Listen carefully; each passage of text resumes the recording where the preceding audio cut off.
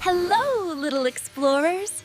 Welcome to Dreamtale Studio, where stories spark. In a bright forest full of wonder lived a little dog with a very big appetite.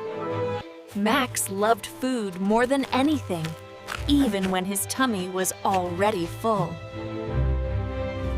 One sunny day, Max discovered something strange and very quiet. Max wished for food that would never, ever end. And just like that, the forest filled with delicious dreams.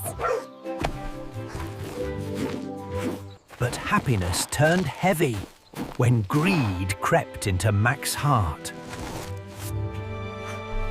In one quiet moment, the magic was gone. Max learned that enough can be more than plenty. Because gratitude and sharing are the truest magic of all.